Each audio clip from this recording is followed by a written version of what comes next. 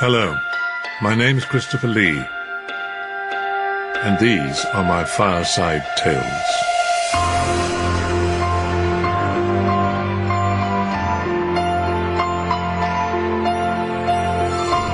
Feeling lucky? I've just the thing for you. This is The Monkey's Paw by W. Jacobs.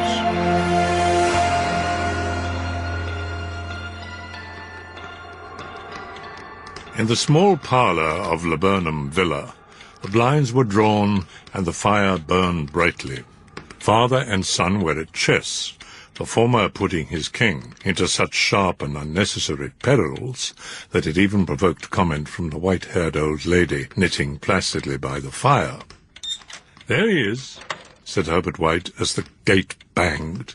The old man rose with hospitable haste and opened the door. Was heard condoling with the new arrival.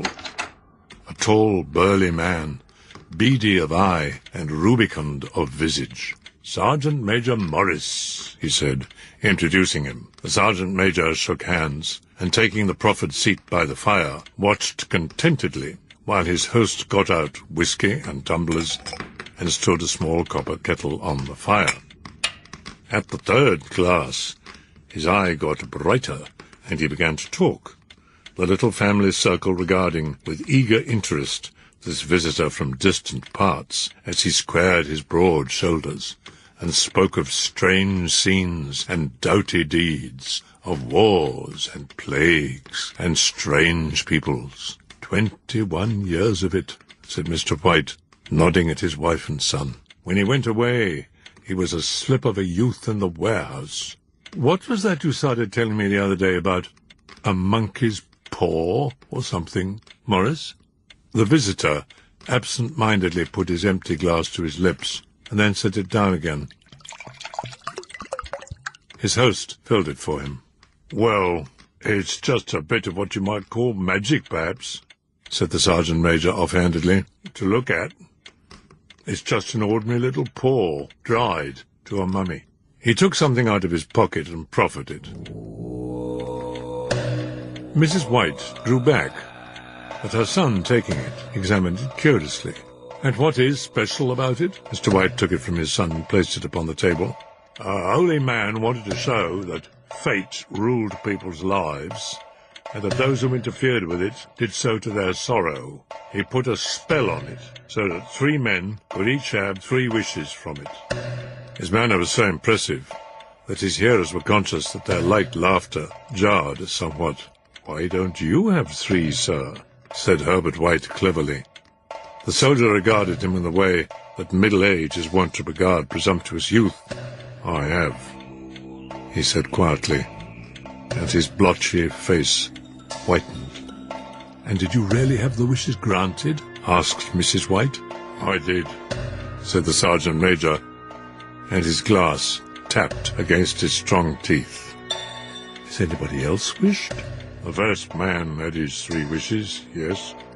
I don't know what the first 2 were, but the third was for death. That's how I got the paw." He took the paw and, dangling it between his front finger and thumb, suddenly threw it upon the fire. Oh! White, with a slight cry, stooped down and snatched it off. "If you've had your 3 wishes, it's no good to you now, then, Morris," said the old man at last. "Better let it burn." "Well, if you don't want it, Morris, give it to me." "I won't. I threw it on the fire. If you keep it, don't blame me for what happens. Pitch it on the fire again like a sensible man." The other shook his head and examined his new possession closely. "How do you do it?" "Hold it up in your right hand and wish aloud, but I warn you of the consequences." "Why, we're going to be rich, famous, and happy," said Herbert as the door closed behind their guest. Mr. White eyed the paw dubiously. "I don't know what to wish for. I've got all I want." "If you cleared the house, you'd be quite happy, wouldn't you?" "Well, wish for £200, then. That'll just do it." His father, smiling shamefacedly, held up the talisman as his son sat down at the piano and struck a few impressive chords. "I wish for 200 pounds, said the old man distinctly. A fine crash from the piano greeted the words, interrupted by a shuddering cry from the old man. "Oh, it moved, as I wished. It twisted in my hands like a snake." They sat down by the fire again, while the men finished their pipes. A silence settled upon all three, which lasted until the old couple rose to retire for the night. "I expect you will find the cash tied up in a bag in the middle of your bed," said Herbert, as he bade them good night, "and something horrible squatting on top of the wardrobe, watching you pocket your ill-gotten gains." Next morning the wintry sun streamed over the breakfast table. There was an air of prosaic wholesomeness about the room, which it had lacked on the previous night. The dirty, shriveled little paw was pitched on the sideboard with a carelessness which betokened no great belief in its virtues. "The idea of our listening to such nonsense," said Mrs. White. "Morris said the things happened so naturally that you might, if you so wished, attribute it to coincidence," said Mr. White. "Well, don't break into the money before I come back." Herbert rose from the table. His mother, following him to the door, watched him down the road, and returning to the breakfast table, was very happy at the expense of her husband's credulity. "Herbert will have some more funny remarks, I expect, when he comes home," she said, as they sat at dinner. "I dare say," said Mr. White, pouring himself out some beer. "But for all that, the thing moved in my hand." "What's the matter?" His wife was watching a man outside, peering in an undecided fashion at the house. The well-dressed stranger stood with his hand upon the gate, and then with sudden resolution flung it open and walked up the path. Mrs. White brought the stranger, who seemed ill at ease, into the room. "I come from Moore and Meggins." The old lady started. "Is anything the matter? Has anything happened to Herbert?" Her husband interposed. There, mother, don't jump to conclusions. You've not brought bad news, I'm sure, sir." "I'm sorry." "Is he hurt?" The visitor bowed in assent. "Badly. But he is not in any pain." "Oh, thank God, thank God, thank—" She broke off suddenly, as the sinister meaning of the assurance dawned upon her. She saw the awful confirmation of her fears in the other's face. "He was caught in the machinery," said the visitor. "Caught in the machinery," repeated Mr. White, dazed.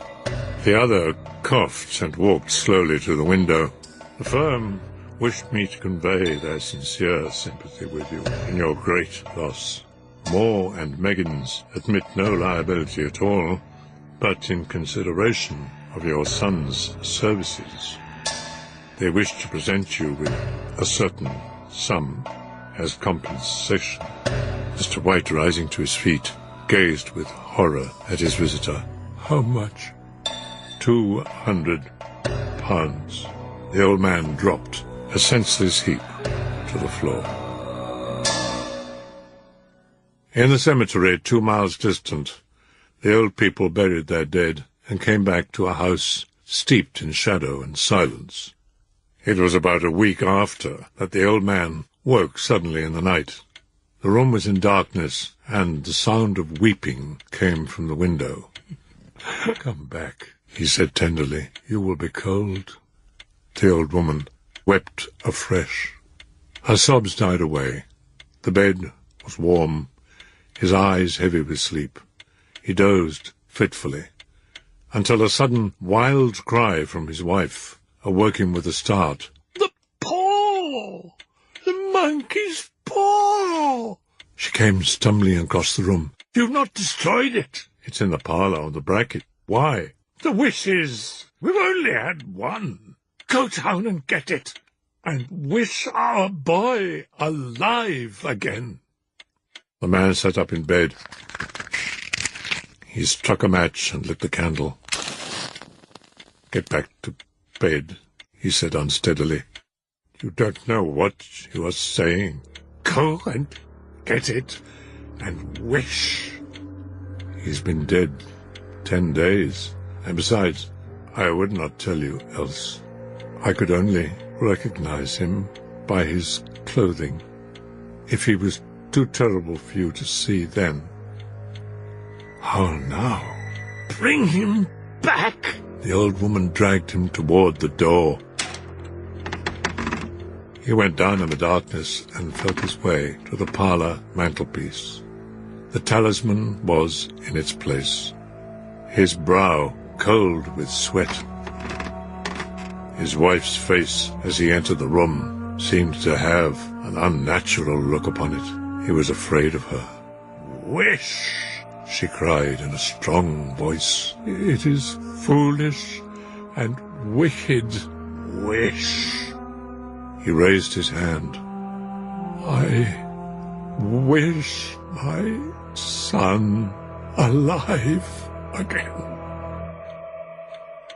The talisman fell to the floor. He sank, trembling, into a chair, as the old woman with burning eyes walked to the window and raised the blind. He sat until he was chilled. The candle end burnt below the rim of the candlestick until with a flicker it expired. The old man crept back to bed, and a minute or two afterward the old woman came silently beside him. Both lay silently, listening to the ticking of the clock. A stair creaked. The darkness was oppressive. Screwing up his courage, the husband took the box of matches and, striking one, went downstairs for a candle. At the foot of the stairs, the match went out. He stood motionless until the knock was repeated. Then he turned and fled swiftly back to his room. "What's that?" cried the old woman, starting up. "A rat," said the old man in shaking tones. "It's Herbert!" She ran to the door, but her husband, catching her by the arm, held her tightly. "It's my boy! Let go! I must open the door!" "For God's sake, don't!" The old woman broke free and ran from the room. Her husband called after her appealingly as she hurried downstairs. He heard the chain rattle back. Then the old woman's voice, strained and panting. The boat! Come down! I can't reach it!" But her husband was on his knees, groping on the floor in search of the paw. If he could only find it before the thing outside got in. A fusillade of knocks reverberated through the house. He heard the scraping of a chair as his wife put it against the door. He heard the creaking of the bolt as it came slowly back. At that same moment, he found the monkey's paw and frantically breathed his last wish. The knocking ceased. He heard the chair drawn back, and the door opened. A cold wind rushed up the staircase, and a wail of disappointment and misery from his wife gave him courage to run down to her side and then to the gate beyond. The street lamp, flickering opposite, shone on a quiet and deserted road.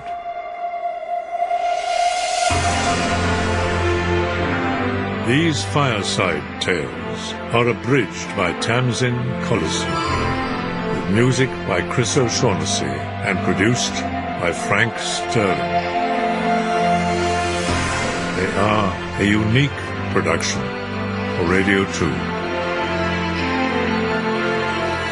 This is Christopher Lee wishing you a very happy new year.